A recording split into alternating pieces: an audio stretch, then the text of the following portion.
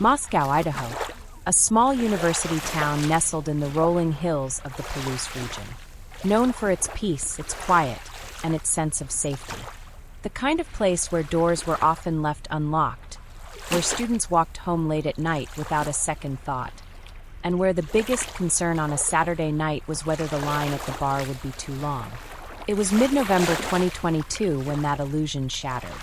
The University of Idaho, a campus of just under 12,000 students, was winding down for the Thanksgiving break. Classes were wrapping up, professors assigning final projects, and students either preparing for a trip home or planning a quiet holiday in their off-campus apartments. Among them were 4 students, Kaylee Goncalves, Madison Mogen, Xana Kernodle, and Ethan Chapin, young, vibrant, and deeply woven into the fabric of the university's social scene.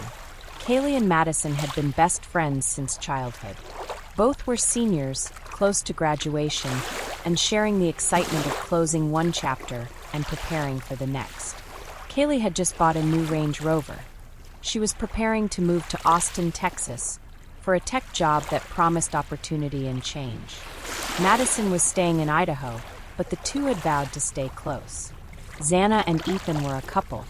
She was a junior studying marketing, known for her smile and easygoing spirit. Ethan, a triplet, was part of the Sigma Chi fraternity and described by friends as endlessly kind and grounded. He didn't live in the King Road house like the others, but he was spending the night there on November 12th. The house at 1122 King Road was a 3-story off-campus rental perched on a slope. It was known as a party house, a gathering place for students, and a landmark of sorts in the local college scene. Despite the parties and visitors, the house had a sense of normalcy. Laughter, music, and late-night takeout were common sounds within its walls. That night was no different, until it was. The 4 students had spent their Saturday night like many others. Kaylee and Madison were seen on surveillance footage at a popular food truck just after 1:40 a.m., chatting, laughing, unaware of the eyes that might have been watching. Xana and Ethan had attended a party at the Sigma Chi house earlier in the night. By 2 a.m., all 4 were back at King Road. By 4 a.m., they were dead. It would take hours before anyone knew what had happened.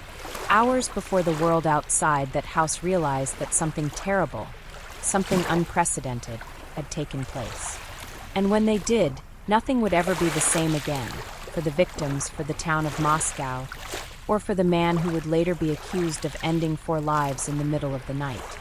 At 11:58 a.m. on November 13th, a 911 call was placed. The details of the call were vague. The surviving roommates, who had been in the house during the killings but were physically unharmed, reported an unconscious person. Police arrived within minutes. What they found was not someone passed out after a night of drinking. What they found was a crime scene that defied logic and shattered the calm of their town. For young people, each stabbed multiple times. 2 on the 2nd floor, 2 on the 3rd. No sign of forced entry. No sign of struggle. No obvious motive. And most haunting of all, 2 roommates asleep in the basement left alive. Word spread fast. Sirens had cut through the quiet Sunday air. Police tape cordoned off the home. Students texted one another, parents made frantic phone calls, and the community braced for details. But in those first hours, there were no answers. Only questions. Had it been random? Was it personal? Were more students in danger? And how had someone slipped into that house, murdered 4 people, and slipped out again, undetected? The town was paralyzed. The university canceled classes. Police told residents to remain vigilant.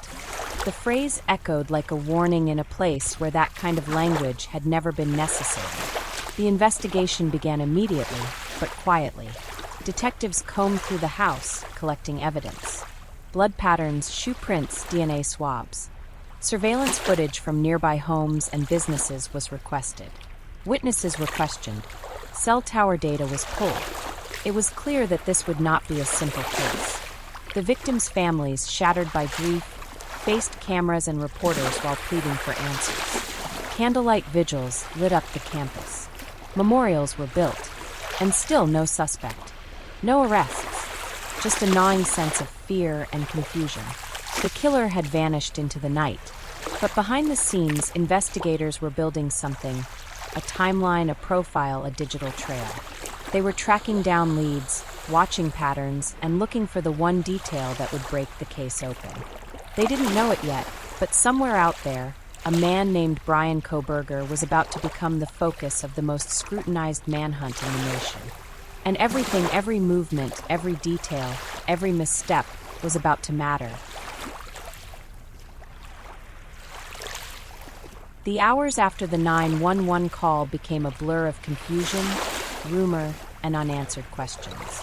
News vans descended on Moscow before dusk. Police officers guarded the King Road residence, cameras flashing behind yellow tape. Helicopters circled overhead. What had once been a quiet college town was now the epicenter of a national nightmare. The headlines came fast: 4 students slain, brutal stabbings rock University of Idaho, mystery killer still at large. Inside the Moscow Police Department, detectives worked in near silence. The scene they had encountered was unlike anything they had ever seen. For bodies, multiple entry wounds, and no clear signs of forced entry or theft. The murder weapon was missing. There was no bloody trail outside the house. No screams reported. No neighbors had heard anything unusual. But this wasn't just a local homicide. This was something else entirely. The FBI was contacted within hours. The Idaho State Police joined the investigation. A multi-agency task force was formed, its command center established in a nondescript building just off campus. Evidence technicians began sorting through every room in the house, cataloging every fingerprint, every smear of blood, every fiber out of place. Meanwhile, crime analysts began assembling the digital puzzle: phone records, social media, GPS data, surveillance footage. As the sun set over the Palouse, fear gripped the town like a vice. Students who once strolled freely across campus now locked their doors and traveled in groups. Pepper spray flew off store shelves. Parents arrived from out of state to collect their children. Professors canceled classes. The usual rhythm of college life, midterms, social gatherings, library study sessions, came to a halt. The families of the victims arrived one by one, flown in or driven through the night. They met with police. They were shown only what was necessary. They were asked not to speak to the media. Yet they did anyway, desperate to humanize their children beyond the headlines. Kaylee's father gave an emotional statement on the courthouse steps. "My daughter was not collateral damage. She was my whole world. Whoever did this is still out there, and we will not rest until they are found." That statement ignited something in the public. The case went viral. TikTok creators began dissecting every known detail. Reddit threads multiplied by the hour. Amateur sleuths posted floor plans, timelines, analysis. Everyone had a theory. Some blamed a jealous ex. Others speculated a serial killer. Some even accused the surviving roommates, citing the hours-long delay in calling police. But investigators remained tight-lipped. Chief James Fry became the face of the investigation. Each time he stepped in front of a podium, reporters fired questions like bullets. Was there a suspect? Was it targeted? Was the public safe? His answers were careful, rehearsed, and infuriatingly vague. "We cannot release that information at this time. The investigation is ongoing. Please remain vigilant." Behind closed doors, detectives were chasing ghosts. The suspect had left no clear trail, at least not one visible to the naked eye. They reviewed hundreds of hours of surveillance footage from homes and businesses near King Road. They checked cell tower pings for unusual activity. They sifted through social media messages, looking for threats, confessions, or anything that didn't fit. And then, a break. A neighbor's security camera caught a blurry white sedan driving past King Road several times in the early morning hours of November 13th. The make appeared to be a Hyundai Elantra. It was seen again driving away from the area at high speed just after 4:20 a.m.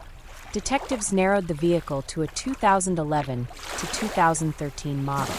But it wasn't enough. There were thousands of similar cars registered in Idaho and neighboring states. Still, it was something. It was movement. It was a beginning. The FBI issued a national bulletin. Information requested. White Hyundai Elantra seen near crime scene in early hours of November 13th. Tips poured in. Most were dead ends. But somewhere in that stack of reports was a name that would soon rise to the surface. Bryan Kohberger. He wasn't on anyone's radar yet. Not in Idaho. But 10 miles west, in Pullman, Washington, a PhD student in criminology was quietly watching events unfold, with far more interest than anyone realized. As the days turned to weeks, investigators kept returning to the same questions. Why these victims? Why this house? Why no one else? And perhaps most haunting of all, how had the killer known exactly where to go? Those questions would eventually find their answers. But for now, they haunted everyone. From the grieving families to the terrified town, to the man who, as it turned out, had spent years studying the psychology of killers. The man whose digital footprint was about to betray him.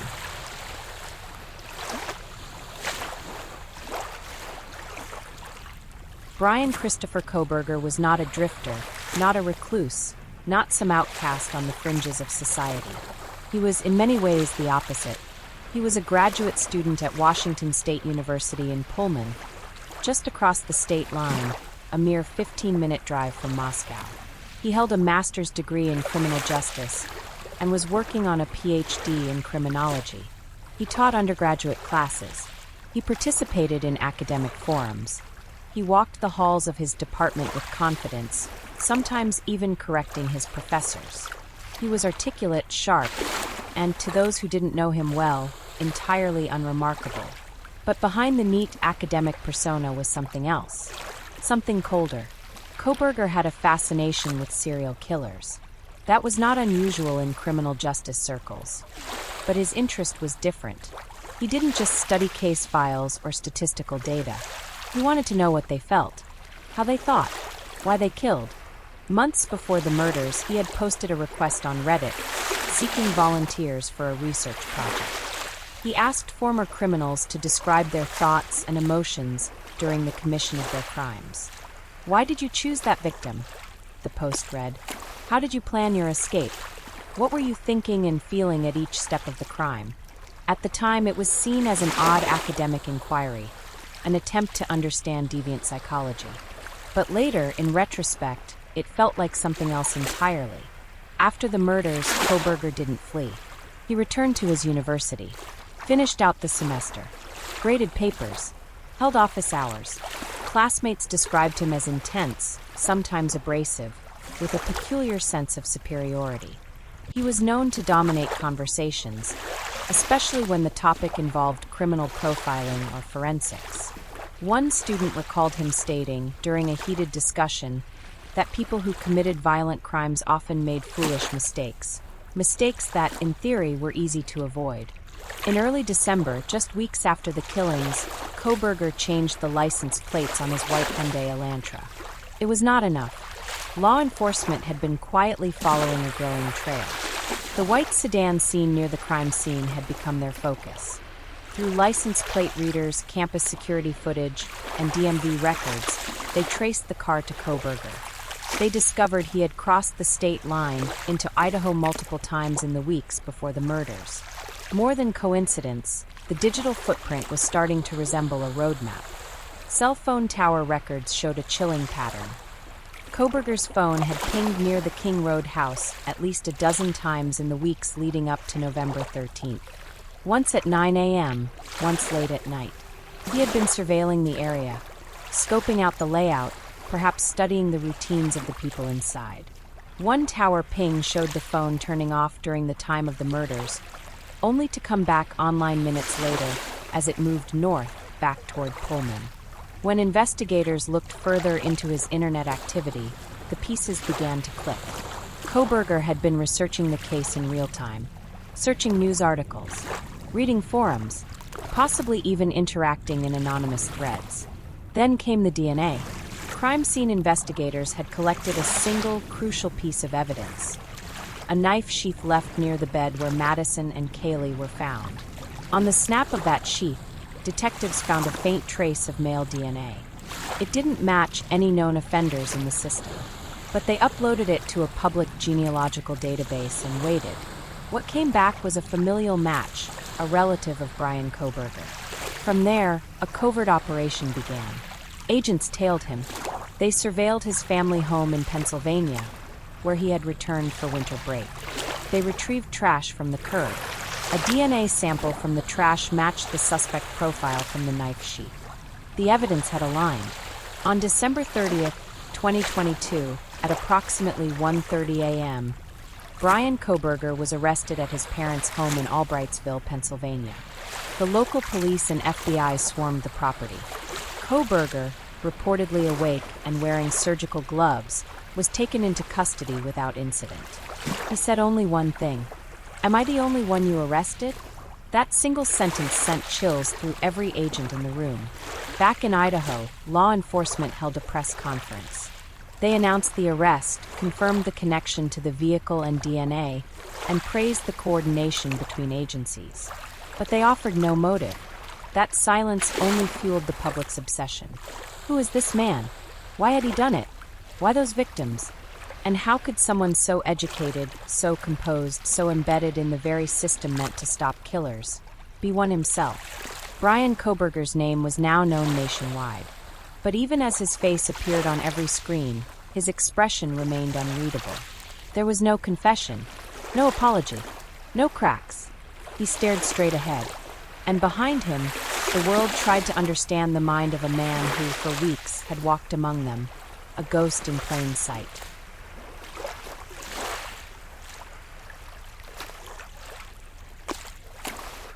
The arrest of Bryan Kohberger marked a turning point, not only for the victims' families, but for the entire country, which had been following the case with bated breath. But while the news media erupted with images of the accused killer in an orange jumpsuit, and speculation filled the airwaves, the real work had only just begun. For prosecutors, for investigators, for the defense, and for the community of Moscow, Idaho, the task now was to turn evidence into certainty. And that would not be easy. Kohberger was extradited to Idaho on January 4, 2023. The media camped outside the Lada County Courthouse. Spectators lined the streets. Cameras caught every step as he was escorted into the courtroom, wrists shackled, surrounded by heavily armed deputies.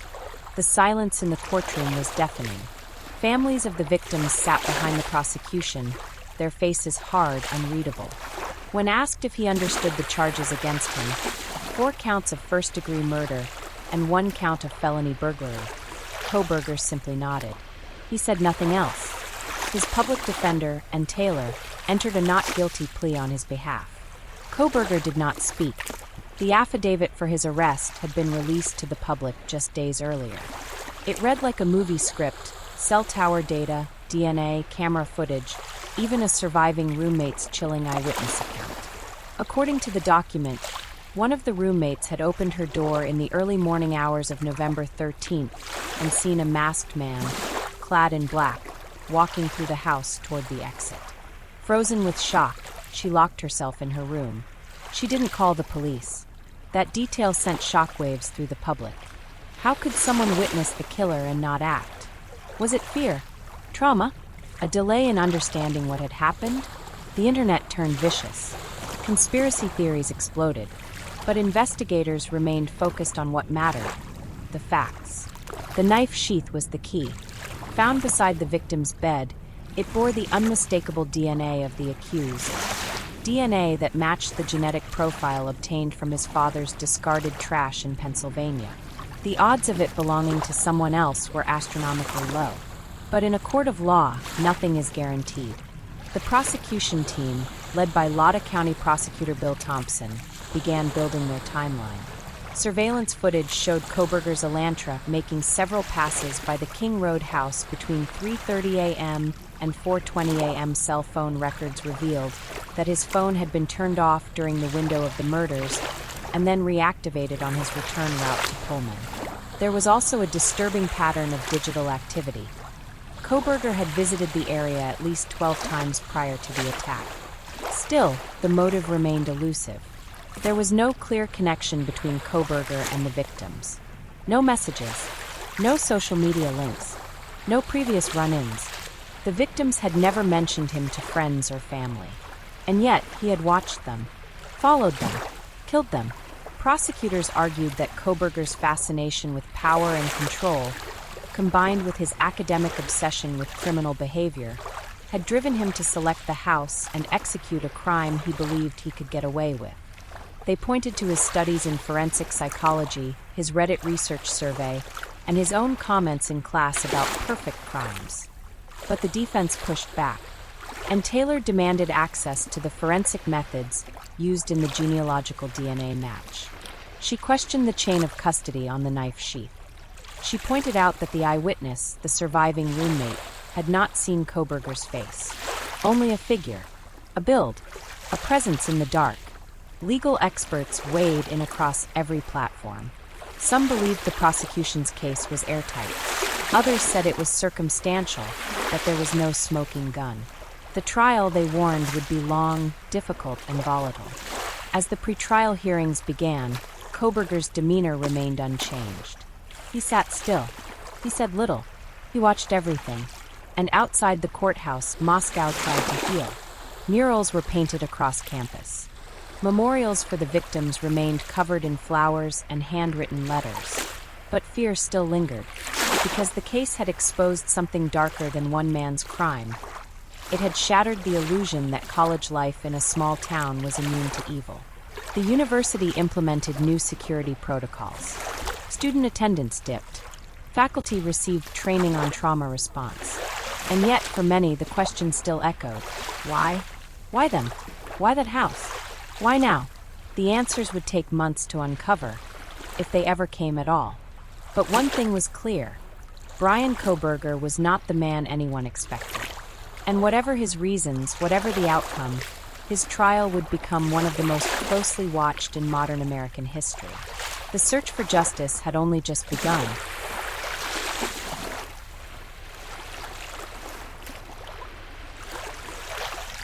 By the spring of 2023, the Bryan Kohberger case had become a pressure cooker. Not only for the courts, but for the wider American public, journalists, legal scholars, and everyday observers alike. Everyone wanted something: clarity, accountability, justice. But as the details emerged in the months following his arrest, the complexity of the case deepened, and with it came controversy, conflict, and quiet revelations that sent ripples through the system. Kohberger had waived his right to a speedy preliminary hearing. This gave the prosecution time to strengthen its case, but it also gave the defense time to prepare a calculated, aggressive strategy. And Taylor, a seasoned public defender from Kootenai County, began assembling her team. They weren't just going to challenge the DNA or the cell data, they were going to challenge everything. Meanwhile, the state of Idaho prepared for a legal battle unlike anything it had seen before. The volume of evidence was staggering. Hundreds of interviews, thousands of documents, forensic reports, traffic camera logs, cell tower data, geofence warrants, psychological profiles, surveillance metadata. It was all submitted into discovery. The media filed motions for access. The public wanted transparency. But Judge John Judge, now overseeing the case, issued strict gag orders to prevent leaks, citing the intensity of pretrial publicity and the risk of tainting a potential jury pool. This did little to calm speculation. If anything, it fueled it. In online communities, armchair detectives dissected every released document. TikTok creators recreated timelines.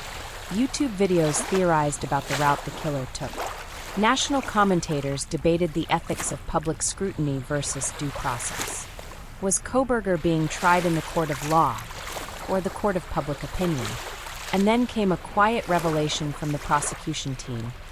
Kohberger's DNA had not only been found on the knife sheath, it matched DNA found on the button snap. A more precise placement, a more damning link. But without a murder weapon and without a clear motive, the case still rested on circumstantial pillars.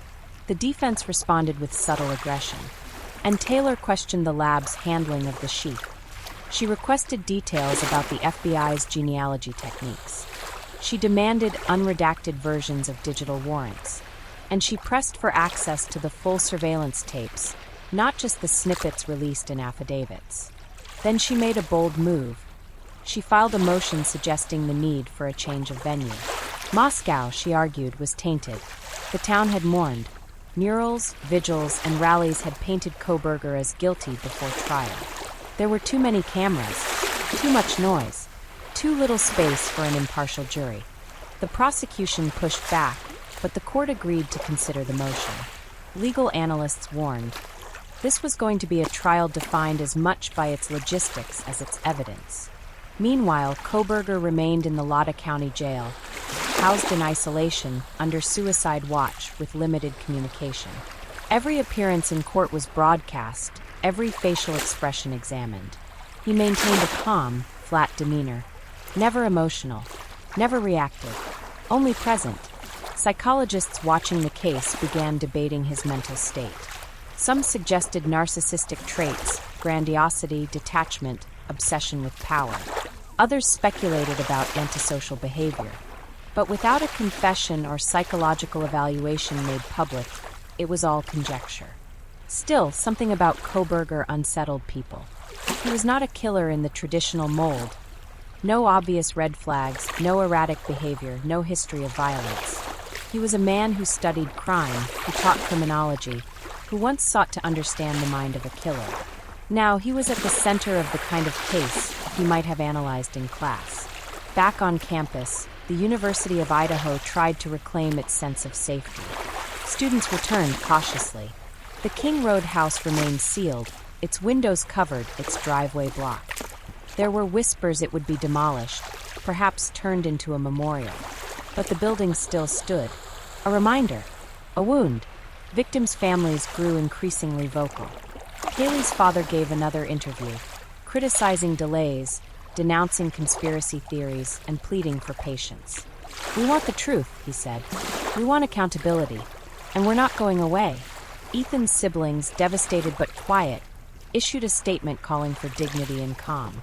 Justice is a process. Let it run its course. The date for the preliminary hearing was set for June 2023. But no one expected it to be the beginning of the end.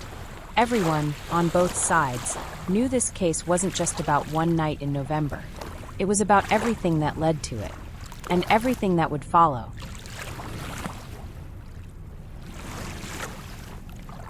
June 26, 2023. After months of mounting pressure, unanswered questions, and a community held in suspension, the day of the preliminary hearing finally arrived. It wasn't a trial. Not yet. But it was the closest thing the public had gotten to real answers. For the families of the victims, it was another step forward. For Bryan Kohberger, it was a test of the state's case, of his defense, and of his ability to hold his ground. Security around the Lada County Courthouse was tight. Officers stood at every entrance, bomb-sniffing dogs patrolled the perimeter, and metal detectors buzzed with the steady stream of media, legal teams, and public spectators. Inside the packed courtroom, reporters jostled for space. The atmosphere was electric, but tense. Kohberger entered dressed in a dark suit, his wrists in cuffs. He looked thinner than he had months earlier. His face, usually expressionless, briefly flickered with tension as he scanned the room. His attorney and Taylor sat beside him, flanked by assistants. Across from them, the prosecution team opened laptops and sorted through files, volumes of evidence, timelines, maps, and digital records. The hearing began with a review of probable cause. Prosecutor Bill Thompson stepped forward and laid out the core of the case. Kohberger's vehicle, his digital footprint, his DNA, and his presence in Moscow the night of the murders. It wasn't yet about proving guilt beyond reasonable doubt. It was about establishing that a crime had been committed, and that Kohberger was likely responsible. The lead detective took the stand.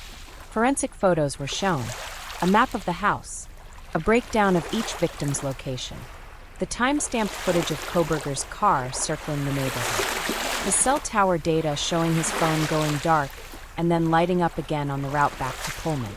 The courtroom absorbed every word, every image. When the prosecution presented the knife sheath, a visible reaction rippled through the gallery. The detective explained how it had been found on the bed where Madison and Kaylee were killed, with DNA on the snap button. The lab analysis, he said, had been confirmed by multiple agencies, including a private genealogy lab and an FBI forensics team. Then came the testimony from one of the surviving roommates. She appeared via closed-circuit video, her voice trembling but steady. She described hearing a strange noise around 4 a.m., a thump, followed by muffled voices. When she opened her door slightly, she saw a tall figure in black clothing and a mask walking toward the back sliding door. She froze. He walked past her. She said nothing for hours. The defense objected to the inclusion of her testimony as direct identification. She had not seen a face, only a shape. She couldn't confirm it was Kohberger. And Taylor emphasized that the state was relying on inference, not proof. But the weight of the circumstantial evidence was heavy. Still, the defense did not sit idle. They cross-examined the detective, challenging the timeline of events. They raised questions about possible contamination at the crime scene. They pushed back on the interpretation of the phone data. And they reminded the court and the public that Kohberger's DNA had never been found on the victims, on the bedding, or in the bathrooms. Only on the knife sheath. Was that enough to connect him to 4 murders? The day ended with the judge ruling that the case would move to trial. There was, in his words, ample evidence to establish probable cause. Outside the courthouse, the families of the victims stood together. They didn't smile. They didn't celebrate. But there was a weight lifted, a small, bitter measure of progress. The space between the preliminary hearing and the trial was filled with shadows. Legal maneuvering, psychological evaluations, media spin. While the court system moved forward on paper, the emotional toll on all involved deepened. Victims' families, the defense, prosecutors, and a community trying to find its footing amid relentless national attention. Bryan Kohberger remained in solitary confinement at the Latah County Jail. No visitors except his defense team. No statements. No change in demeanor. He read books, requested court transcripts, and reportedly made meticulous notes. Several times, he requested access to law library materials, attempting to familiarize himself with Idaho criminal procedure. He wasn't just a defendant. He was a student of the system he was now entrenched in. His defense, led by Bryan Taylor, filed a slew of pretrial motions. They requested all forensic documentation related to DNA testing, including the chain of custody, the genetic genealogy methodology, and third-party lab data. They filed for exclusion of certain surveillance footage and suppression of Kohberger's post-arrest statements. One motion questioned the legality of collecting DNA from his family's trash in Pennsylvania. Another motion hinted at a potential alibi, though the details were sealed. Meanwhile, the prosecution worked quietly but aggressively. More than 30 subpoenas were issued to witnesses across multiple states. Crime scene analysts were recalled for follow-up interviews. Expert witnesses in digital forensics, behavioral profiling, and genetic genealogy were prepped for testimony. The state was building a comprehensive narrative, not just about what happened, but how, and most importantly, why. And yet, the motive remained elusive. No texts, no phone calls, no stalking charges, no photos, no diaries, just patterns, digital and physical, suggesting months of surveillance, planning, and precision. That made the case feel colder. Victims' families oscillated between hope and exhaustion. Kaylee Goncalves' parents continued to speak publicly, demanding transparency and justice. This was not just a crime, it was a message, her father said. And we're not going to let it fade. The University of Idaho tried to resume normalcy. Fall classes were set to begin just weeks before the scheduled trial. Administrators debated whether to demolish the King Road house. Ultimately, it remained standing, vacant, silent, a place of trauma no one wished to enter. Online, the case took on a second life. Armchair investigators clashed over theories. Podcasts dedicated entire seasons to the evidence. YouTube creators pulled apart court documents frame by frame. False claims circulated about secret accomplices, alleged cover-ups, and bizarre behavioral cues. Prosecutors condemned the misinformation. So did the judge. To protect the integrity of the proceedings, Judge John Judge imposed a media gag order and restricted courtroom access. He warned both legal teams about leaks. He denied a defense motion to allow cameras in the courtroom, stating that the visibility of the case had already jeopardized the fairness of public perception. And yet, the interest only grew.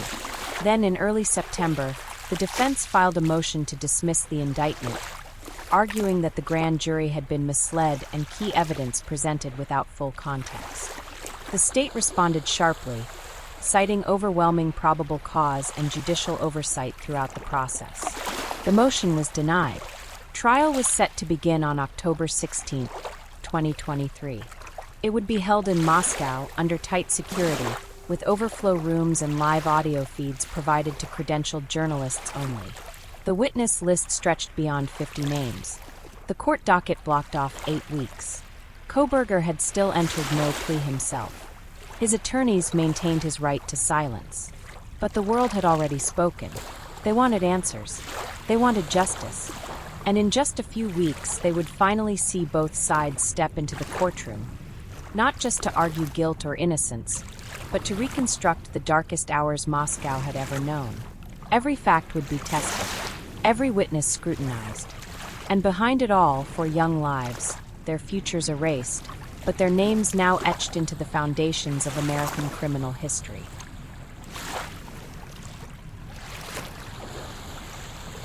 October 16, 2023. The courthouse in Moscow, Idaho was surrounded by cameras, barricades, and reporters from every major outlet in the country. The trial of Bryan Christopher Kohberger, the most closely followed murder case in recent American memory, was officially underway. Inside, the courtroom was a pressurized chamber. Victims' families filled the front rows, sitting side by side, holding one another's hands. Behind them sat media representatives, legal observers, and court staff. Everyone's eyes were fixed on the defendant. Bryan Kohberger entered with the same steady gait he'd maintained for months. His suit was pressed, his hair neatly combed, his face unreadable. He gave no acknowledgement to the families, to the public, or to the cameras. His attorneys flanked him like sentinels. Judge John Judge called the court to order. Jury selection had taken days. 12 jurors and 4 alternates, chosen from hundreds of potential candidates, were finally seated.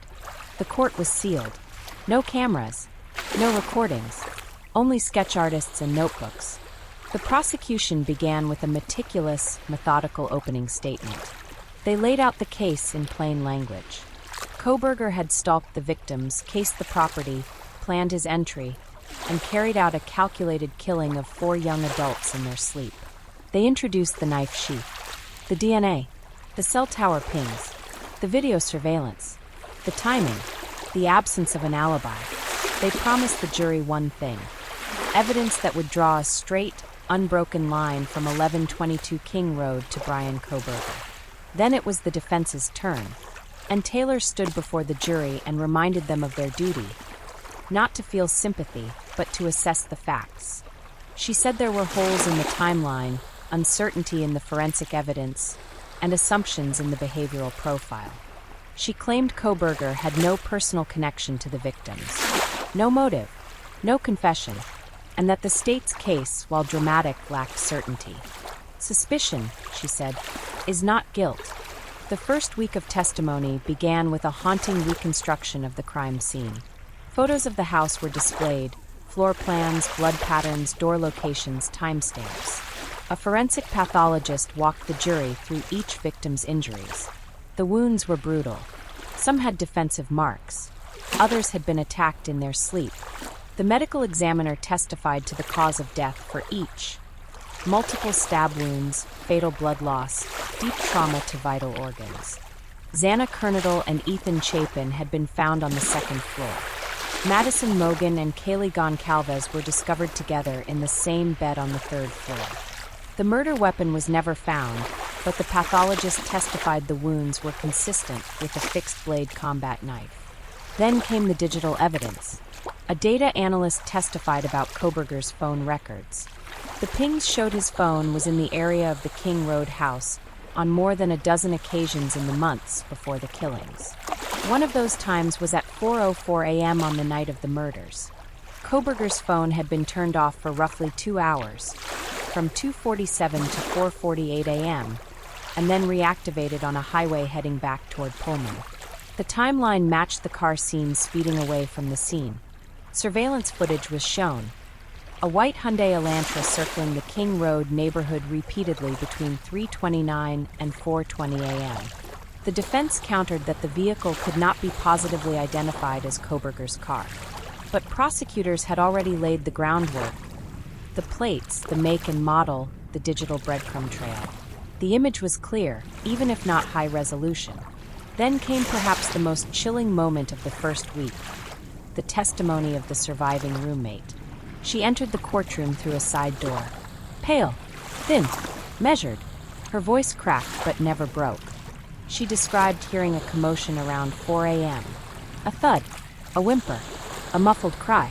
She described opening her door and seeing a masked man in black, tall, muscular, walking calmly out of the sliding glass door. "Did you see his face?" the prosecutor asked. "No," she said, "just his eyebrows, his build, his walk." And Taylor pushed back in cross-examination. "Is it possible you were confused? Disoriented?" "Yes," the roommate said, "but I know what I saw." As week 2 began, prosecutors called forensic experts to testify about the knife sheath. The DNA on the button snap was tested 3 separate times. Each time, it matched Bryan Kohberger's profile with a confidence rating in the quadrillions. The sheath was found beneath Madison's body. No gloves. No explanation.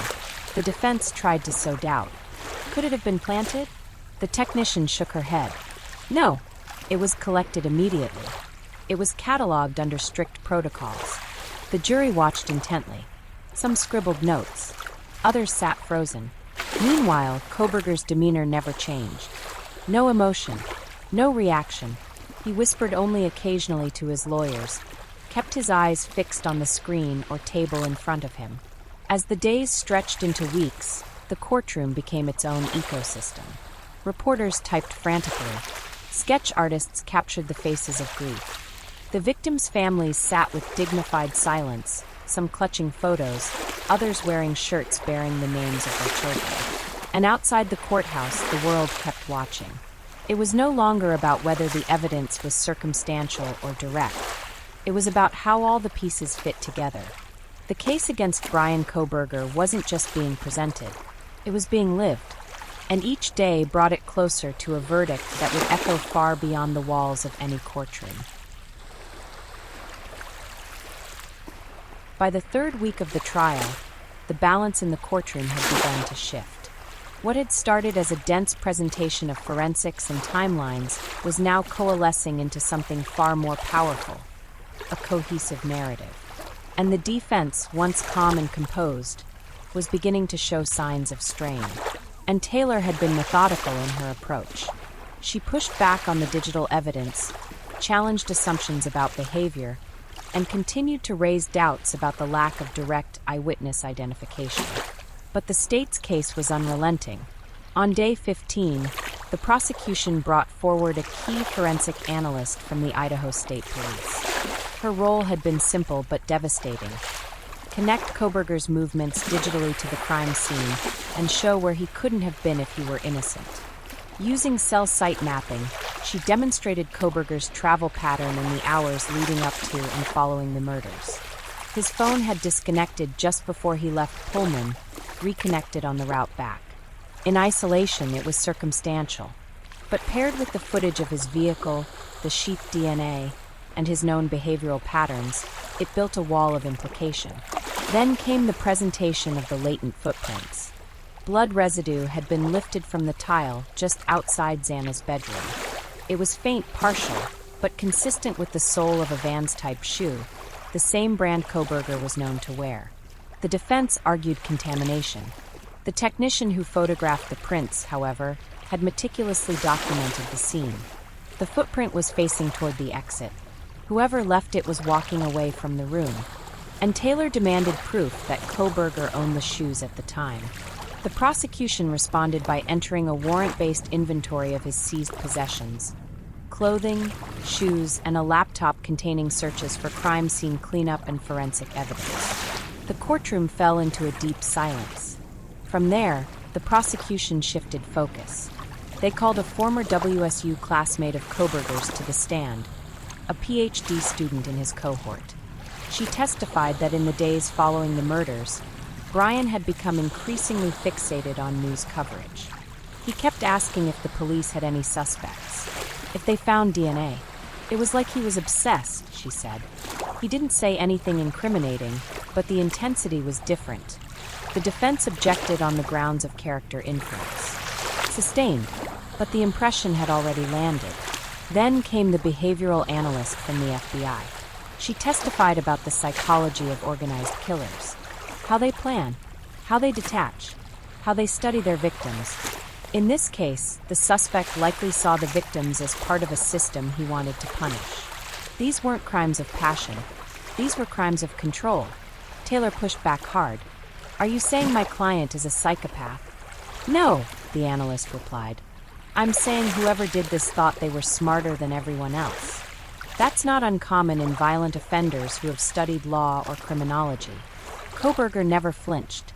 During a recess, a reporter caught a glimpse of him in the hallway, walking back to Holding. Still silent, still composed. One hand clenched tightly around a legal pad, the other at his side. Week 4 introduced the financial trail. Kohberger's debit card, toll records, and gas station visits in the hours before the murders. A receipt from a late-night convenience store placed him on a route consistent with the timeline. His alibi, still vague, still unsubstantiated, remained a question mark. The prosecution ended the week with a subtle bombshell. They had found microscopic skin cells under Madison's fingernails. Mitochondrial DNA testing had been inconclusive, but an expert testified that the presence of unknown male skin cells in a close-quarters knife attack suggested physical struggle. It wasn't clean, she said. Someone fought back. The implication hung heavily in the room. Was it enough to identify the killer? Maybe not. But added to the DNA, the car, the phone, the shoe, the behavior, it was another stone on the scale. And the defense was running out of ways to shift the weight. In her weekly press statement, Kaylee's mother said it best. This is about more than one man. This is about a system that let him hide in plain sight. We trusted the world to be safe. We trusted the night to be quiet. And now we know better. The trial wasn't over. The defense still had witnesses. Kohberger still hadn't taken the stand. But the structure was tilting. Slowly, irrevocably, toward a verdict.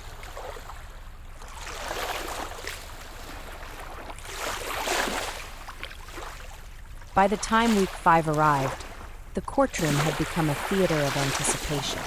Everyone was asking the same question. Would Bryan Kohberger testify? The defense had kept its strategy tightly sealed, and Taylor continued to challenge the evidence on technicalities, chain of custody issues, possible lab errors, data interpretation inconsistencies, but the cumulative weight of the prosecution's case had shifted the tone in the room. The jury appeared more alert now, their notes more frequent. Something was changing, and then, on the morning of the 22nd day of the trial, the answer came. Kohberger would take the stand. The courtroom held its collective breath as he entered the witness box. He was calm, posture straight, voice low and deliberate. His attorney guided him gently through a direct examination, his background, his education, his reason for studying criminology. He described himself as a student of behavior and spoke of empathy, justice, and the fragility of human psychology. I've never hurt anyone in my life, he said, locking eyes with no one. What happened to those students was horrific, but I did not do it. His testimony was clinical, detached. He denied being in the King Road neighborhood on November 13th. He claimed he had gone for a long drive that night to clear his head, a habit, he said, rooted in anxiety. He denied owning a knife, denied ever being inside the victim's house, denied knowing them at all. When asked about the DNA on the sheath, he paused. I don't know how it got there. I can't explain that. The prosecution's cross-examination was sharp, but not aggressive. They questioned his inconsistencies, his failure to provide a precise timeline, The fact that his phone had been turned off, that his car had been spotted repeatedly circling the neighborhood, that his behavior after the murders had changed. "You say you're a student of criminal behavior," the prosecutor said. "Do you think someone could commit a crime like this and avoid detection?" Kohberger answered without hesitation. "It depends on the planning, on how much control they maintain. And did you have that control on November 13th? "I wasn't there," he said. "There was nothing to control, but the cracks were visible." His tone grew defensive, his answers shorter. When asked again about the DNA, he repeated, "I don't know." For the jury, the uncertainty was deafening. After Kohberger stepped down, the defense called 2 expert witnesses, a digital forensic analyst and a criminology professor. Both cast doubt on the precision of location tracking and cautioned against drawing behavioral conclusions from circumstantial data. But their testimony lacked impact. After weeks of emotional intensity and forensic detail, their analysis felt sterile. The final day of testimony belonged to the victims' families. One by one, they took the stand, not for legal effect, but for the record, to speak their truth, to say their children's names out loud in a courtroom that had, for too long, been focused on the man accused of killing them. Kaylee's father, holding back tears, described her joy, her ambition, her loyalty. "She lit up the room," he said. "And now there's only silence." Madison's sister spoke next. "I still set the table for 5, she said. "I still check my phone for her name." Ethan's mother described his laugh. Xana's brother described her courage. No one in the room was untouched. The judge instructed the jury. The rules were clear. Consider only the evidence. Separate emotion from fact. Decide not based on grief or vengeance, but on what had been proven. Deliberation began the next morning. Outside, a crowd had gathered. Candles were lit. Names were written in chalk on the sidewalk. Reporters stood behind barricades. And inside, 12 jurors prepared to decide whether Bryan Kohberger would spend the rest of his life behind bars or walk free. Everything had led to this moment. The testimony, the science, the silence, and now the verdict was near.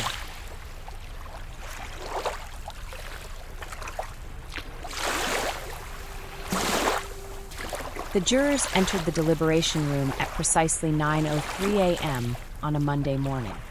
12 men and women, each carrying the weight of a community's grief and the burden of proof. They were instructed to consider only the evidence presented, to set aside emotion, media coverage, and speculation. But how do you silence what you've heard, what you've seen, what you've felt for weeks? Inside that room, they faced hundreds of pages of testimony, photos of blood-streaked walls, maps of the crime scene, phone records, DNA charts, the sound of a father weeping, the voice of a young woman remembering her best friend, the silent stare of a man who claimed innocence, yet could not explain his presence, his data, his car, his timing, his trace. Hour after hour, they spoke, debated, revisited key testimony. There were no raised voices, no rushed votes. One juror, a retired schoolteacher, asked to replay the video of the white Hyundai Elantra making its final pass past the King Road house. Another wanted to see the expert DNA testimony again. A third lingered on Kohberger's own words. "I don't know how it got there." By 6:45 p.m., a verdict had been reached. Word spread like a shockwave. People gathered in the courthouse corridor. The victims' families were called back into the room. Reporters scrambled to relay the news. The defense team reassembled. Kohberger was brought in from holding, his expression unchanged. The judge asked for silence. The foreperson stood. In the matter of the state of Idaho versus Bryan Christopher Kohberger on the charge of first-degree murder in the death of Madison Mogen, guilty. A collective exhale. On the charge of first-degree murder in the death of Kaylee Goncalves, guilty. A whisper of a sob from the gallery. On the charge of first-degree murder in the death of Xana Kernodle, guilty. On the charge of first-degree murder in the death of Ethan Chapin, guilty. No one moved.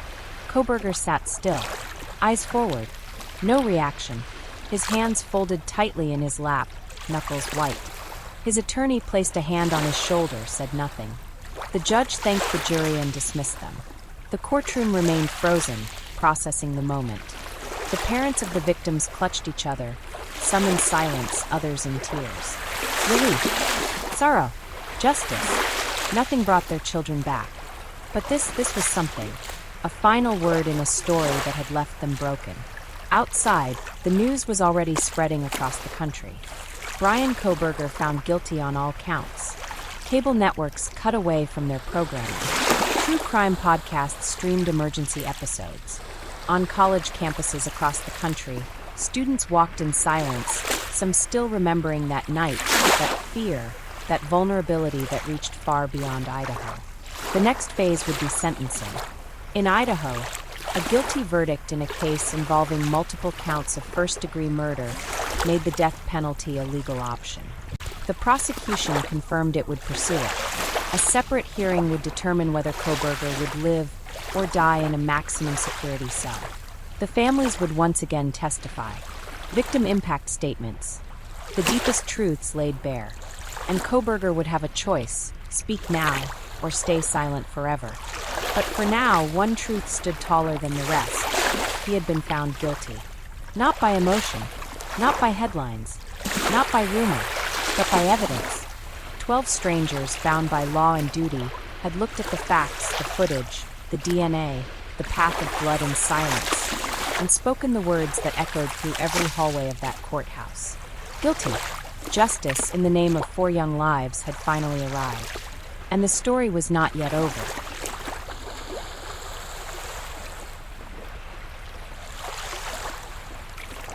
In the days that followed the verdict, Moscow, Idaho, seemed to hold its breath.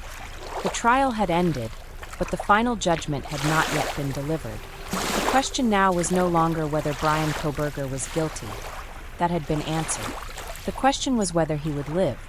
The death penalty in Idaho is rare, and its use reserved for the most egregious crimes. The murder of 4 university students, each attacked while they slept, each stabbed repeatedly, each left to bleed in a house that had once been filled with laughter and friendship, met every threshold. The state intended to seek it, and now it was up to the court to weigh life against death. The sentencing phase began with the same formality as the trial, but the tone was different. Heavier, more intimate. This was not about evidence anymore. This was about consequence. The prosecution opened with a brief but powerful statement.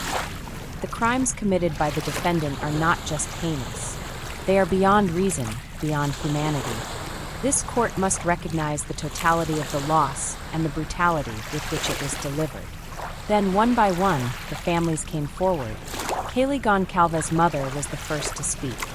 She held a photograph of her daughter, taken just weeks before her death. Her voice trembled, but her words were unwavering. She was more than a victim. She was a protector, a dreamer, a sister, a daughter. She was planning her future. And now I wake up every morning knowing that someone made the choice to erase it. Madison Mogen's boyfriend, a fellow student, described the moment he realized she wasn't answering her phone. I called, over and over. I told myself she was asleep, but deep down I knew. I knew something terrible had happened. I'll never forgive myself for not being there. Ethan Chapin's triplet siblings spoke next, standing together. One of them said he was our anchor, our protector. He was our brother, and now we're incomplete. Xana Kernodle's father stepped forward with his daughter's diary. He read a single line. Life is unpredictable. But I'm happy right now. I hope it lasts. Then he looked at Kohberger and said, "You ended her story, but you don't get to end ours." Each voice added weight. Each face added heartbreak. The defense called no witnesses, and Taylor simply addressed the court, arguing that life imprisonment without parole would deliver the same justice, without further bloodshed. Death will not bring back the dead, he said. It will not ease pain. It will only make the state an agent of vengeance. Then came the final opportunity for Kohberger to speak. He rose. His voice was quiet. "I maintain my innocence. I am sorry for your pain, but I didn't do this."